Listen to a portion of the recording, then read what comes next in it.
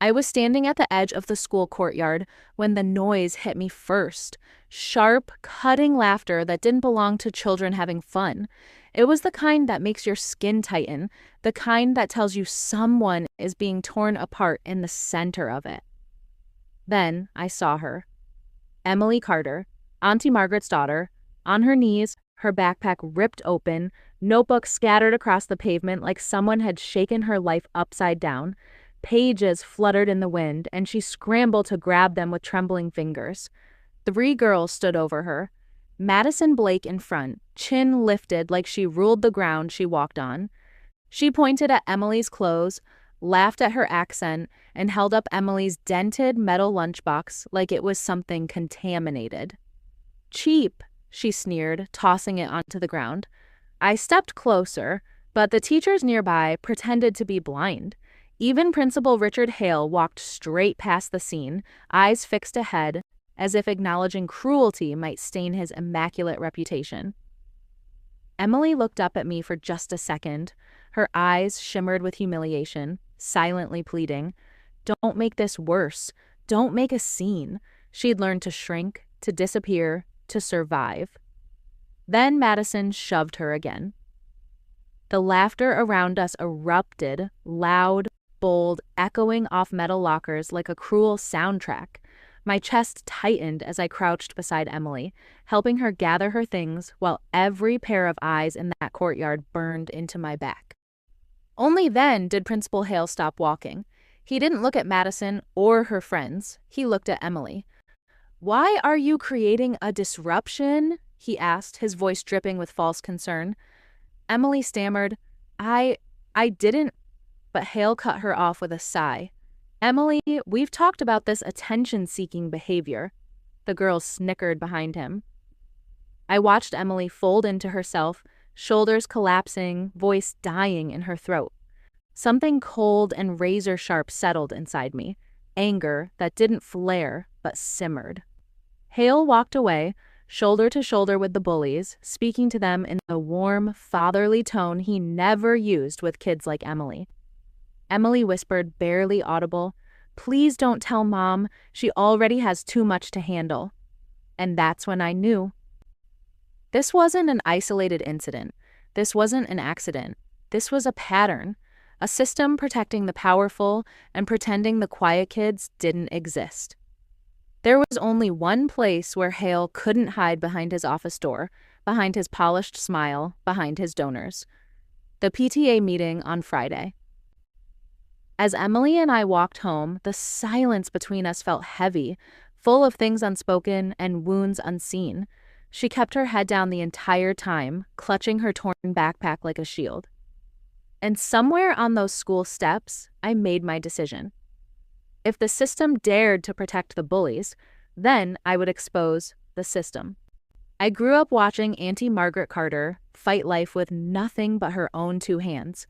After her husband walked out when Emily was just 6, she became both mother and father overnight. There were days she worked double shifts at the hospital, 12 hours on her feet, 4 hours of sleep.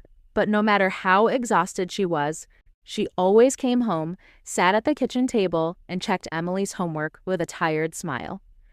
Emily was the kind of child who felt everything too deeply. Quiet, gifted, painfully gentle. The kind of kid who apologized when someone else bumped into her, a soul too soft for the world she'd been handed. The bullying didn't start at Hale's school. It started the day she transferred exactly 1 year ago, after Auntie saved for years to move Emily into a better district. Except this district wasn't better. It was richer, sharper, and far more practiced at hiding the cruelty beneath polished hallways and smiling staff. Principal Richard Hale had a reputation among the influential parents, strict but fair. But Auntie had looked into his eyes the first day she met him and seen something hollow, something dangerous. Later that night, she told me, people like him don't need power, but they always get it. And soon, the cracks showed. Emily's teachers ignored her complaints. Notes she wrote about being bullied disappeared from her backpack. Emails Auntie sent went unanswered for weeks. Every time Emily tried to speak up, her voice was smothered by a system designed to pretend children like her didn't exist. Aunty blamed herself, thinking she wasn't advocating enough, fighting enough, showing up enough. She never realized the truth. This school wasn't failing by accident. It was failing by design. I'll never forget the night Emily broke down. She stood in Auntie's kitchen with her small hands gripping the counter, whispering that she felt like she was taking up too much space at school. The pain in her voice left a bruise inside me that hasn't faded since. And every week, Hale's favoritism became harder to ignore. The Blake family donated thousands each semester. Their daughter Madison walked the hallways like a crowned queen because she knew she was untouchable. The richer the parent, the safer the child. Aunty tried meeting with Hale 3 separate times. He canceled every one. No apology, no rescheduling, just silence that told her exactly where she stood in his hierarchy.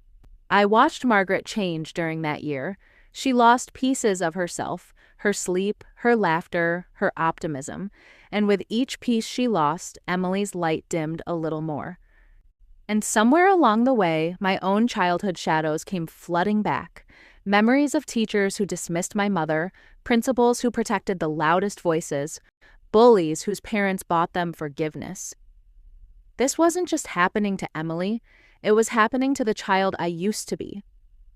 But Aunty, she carried a deeper wound, one she had never spoken aloud, a trauma stitched into the silence between her sentences. And before the PTA meeting was even announced, I could feel it building. A storm in the air, gathering around Margaret Carter. A storm she'd kept buried for years. And this time, she wasn't going to swallow it. 2 days before the PTA meeting, Emily walked through the front door with her sleeve tugged awkwardly down her arm. She tried to slip past me, but the way she kept her head low made my stomach twist. When she reached for a glass of water, her sleeve slid up, revealing deep, finger-shaped bruises circling her arm. I froze. Emily, who did that? She flinched, then forced out, I bumped into a locker. Her voice cracked so hard, it barely sounded like her. The lie wasn't even stitched together properly. It fell apart between every word. Aunty Margaret turned around from the stove. One look at those bruises and the color drained from her face. But she didn't scream, she didn't wail, she didn't even gasp. She just went silent, dangerously silent. The kind of silence that feels like the air right before thunder shatters the sky. That night, Hale's email arrived. A cold, clipped message accusing Emily of initiating conflict during gym class and instigating physical contact. He twisted her pain into guilt with a single paragraph, as if bruises magically appeared on aggressive children. Before we could even breathe, the school counselor called. We put her on speaker. She spoke in that syrupy voice meant to sound caring. Margaret, Emily might be emotionally fragile. Sometimes sensitive children misinterpret normal peer interactions. I watched Auntie's hands tremble, not from fear, but from something much darker. She didn't argue, she didn't interrupt. She just let the counselor talk until the woman ran out of excuses. The next morning, Hale caught me in the parking lot. He walked up with a smile that felt practiced, too smooth, too polished, like he'd used it to shut down 100 other parents before me. I hope you're not planning to escalate unnecessary drama, he said, voice low and patronizing. I stared at him. Where's the camera footage from the gym? His eyes didn't flicker. Footage gets overwritten quickly. It's unfortunate you're asking about something that no longer exists. That sentence told me everything. He deleted it, erased whatever happened to Emily without hesitation. Later that day, Emily told me what the girls bragged about at lunch. Madison said her dad told her the principal loves them. She said, "You can't touch me." The casual arrogance in those words burned through my chest. They weren't afraid. Not of consequences, not of adults. They believed the system existed to protect them. Margaret tried to file a formal complaint, but the office secretary slid a mountain of paperwork across the counter, forms designed to confuse, delay, and suffocate people like her. Every page another barrier, every line another stall tactic. But the breaking point came the next afternoon. A letter arrived, an official notice suspending Emily for aggressive behavior. She'd defended another kid who was being mocked. That was her crime. Margaret stood in the kitchen holding the suspension letter like it was a burning coal. Her knuckles turned white, her shoulders shook, but her eyes didn't look heartbroken. They looked furious. "I've been quiet my whole life," she whispered. "I won't be quiet on Friday." A shiver crawled down my spine. She wasn't gearing up to complain at the PTA meeting. She wasn't planning to plead, or beg, or hope someone would finally listen. She was planning to expose something. And the fire in her eyes told me she already had what she needed. The night before the PTA meeting, Margaret calls me with a voice so tight it sounds like it's holding back a storm. "Come over. There's something you need to hear." When I arrive, she's at the dining table surrounded by papers, files, printed emails, highlighted notes, copies of disciplinary forms, and a single USB drive sitting at the center like a loaded weapon. Then she reveals the truth. She's been documenting everything. For months, every ignored bullying report, every contradictory email from Hale, every time the school dismissed Emily's pain. Every piece of financial favoritism involving wealthy parents. She clicks play on an audio file.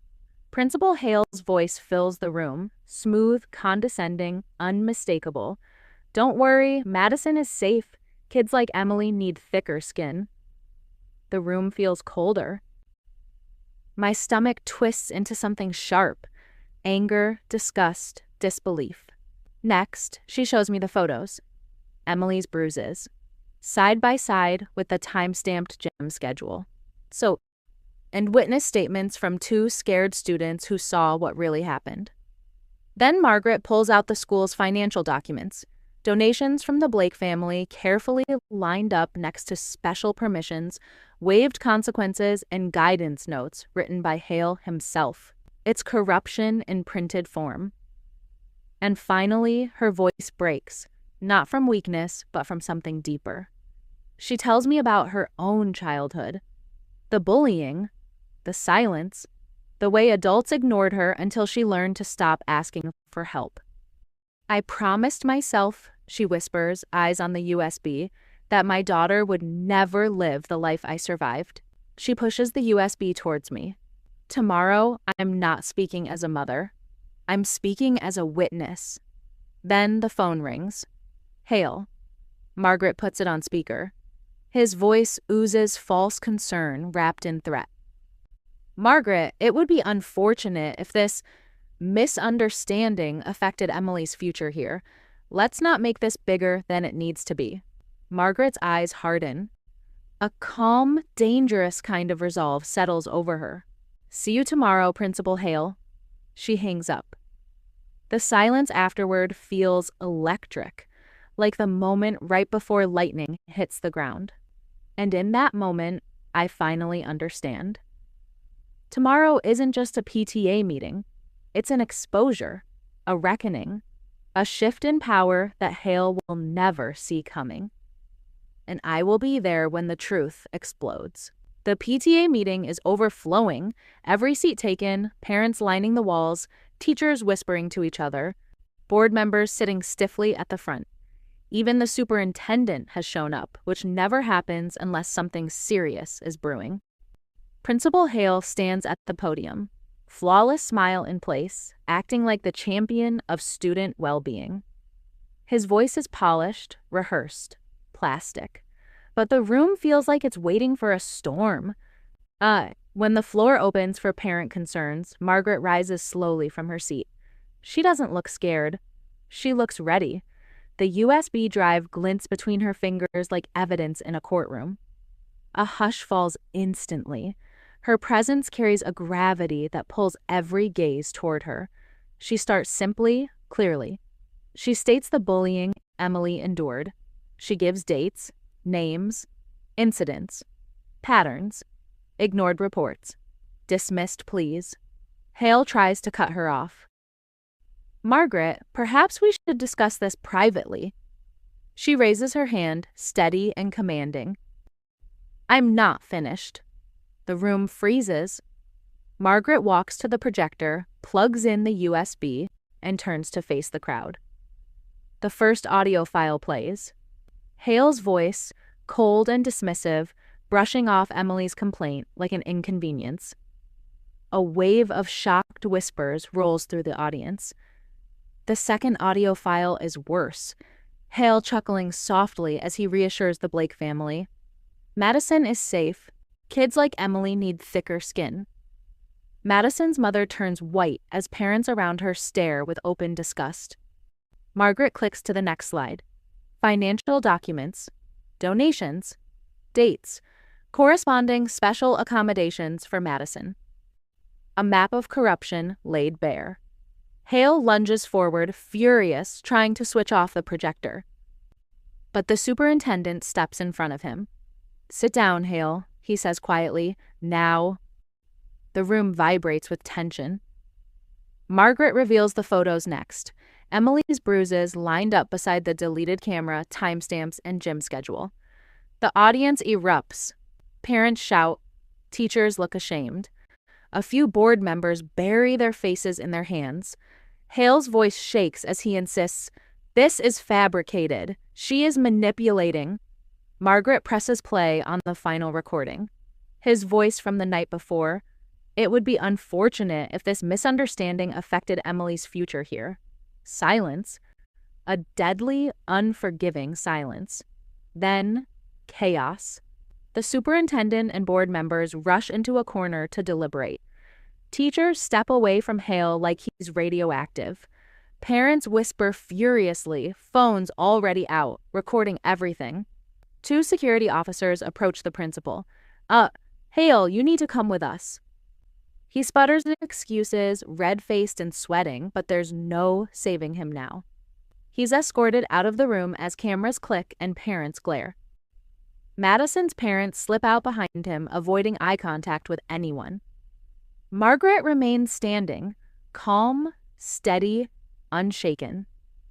Emily runs into her arms, hugging her with everything she has.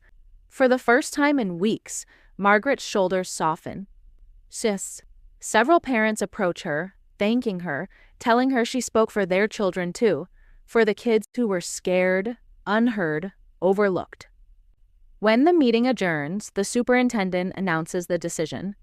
Principal Hale is placed on immediate administrative leave pending investigation. But everyone in that room knows the truth. This isn't a suspension. It's the end of his career. And Margaret, quiet, unassuming Margaret, did it with truth, courage, and proof. The next week arrives with a strange, almost unreal quiet, like the whole district is holding its breath. But the silence doesn't last. Change rolls in fast and heavy. New policies are announced, stricter anti-bullying rules, mandatory staff evaluations, anonymous reporting systems. Everything the school claimed it already had, but never actually enforced. It feels like the ground is shifting beneath everyone's feet. 2 weeks later, the email goes out. Principal Hale has resigned, effective immediately. No explanation. No farewell message. Just gone. By lunchtime, the news has spread to every hallway in the district. Teachers whisper, students talk, parents forward screenshots like wildfire. Emily walks into school the next day with her chin slightly higher. Nothing dramatic, just a quiet reclaiming of space. A space she had earned, a space she deserved. Madison sees her once by the lockers and quickly turns away. Her power dissolved the moment Hale lost his. Teachers who once overlooked Emily now greet her too warmly. Soft smiles, guilty eyes, voices a little too kind. It's not perfect justice, but it's change. And change, finally, is on Emily's side. Margaret becomes the mother people whisper about in the best way. A quiet hero. Parents start approaching her in grocery store aisles, parking lots, even during drop-off, sharing their own buried stories. Complaints ignored, children silenced, Problems swept under rug after rug. Ista. For once, someone had refused to be quiet. Sumt. The school board tries to offer Margaret a position on the parent advisory committee. She shakes her head gently. I don't want power. I just wanted truth. And somehow that makes her even more respected. Emily begins therapy, step by step, unlearning the fear of being seen. I notice the shifts, small but unmistakable. She laughs more. She answers questions in class. She stops apologizing for existing. The light returns to her eyes slowly, like sunrise creeping over a landscape that forgot what warmth felt like. Margaret finally sleeps through the night for the first time in months. When she tells me, her voice cracks with relief she didn't even know she was holding. We celebrate quietly. Pizza on paper plates, soft music playing, Emily curled beside her mother as if reclaiming something sacred. No speeches, no grand toasts, just peace, the kind we almost forgot existed. Later that night, Margaret admits something in a trembling whisper. I didn't expect the district to believe me. I just needed Emily to see that her mother would fight for her. Emily presses her face into her mother's shoulder. You did, Mom, she whispers. You really did. I watch them together, two souls stitched back together by truth, courage, and one unforgettable night that turned years of silence into something powerful, something healing, something whole. As I step out of the school building, the autumn air hits me with a cool, almost cleansing rush, like the world itself finally exhaled after holding its breath for far too long. The wind rustles the last of the orange leaves across the pavement, and for a moment, everything feels strangely still. I think back to the first time I saw Emily being bullied, how she knelt on the concrete, trembling hands gathering scattered notebooks while laughter circled her like vultures. I remember the helplessness in my chest, the silence of the adults, the way the system stood with the powerful instead of the innocent. And then I think of today. How one mother, armed not with influence, not with alliances, but with truth and fury, forced that same system to face itself. The image of Hale being escorted out flashes in my mind, his polished confidence cracking, his authority collapsing under evidence he believed he had buried forever. He wasn't loud then. He wasn't smug. He wasn't untouchable. Justice doesn't always roar. Sometimes it whispers, but when it finally strikes, it echoes for a long, long time. I realized something standing there on the steps. Revenge doesn't always require flames or destruction. Sometimes revenge is simply the truth, spoken clearly, unapologetically, in a room full of people who can finally hear it. Ahead of me, Aunty Margaret and Emily walk hand in hand toward their car. Their shoulders are lighter, their steps firmer, their presence quietly victorious. The setting sun turns their silhouettes gold, and I feel something shift inside me, an understanding, maybe, or hope. Courage isn't born, courage is built. Piece by piece, wound by wound, moment by moment. And sometimes it takes just one person brave enough to say, enough. If you've ever been ignored, dismissed, or silenced, this story is for you. This victory is for you. This voice is for you.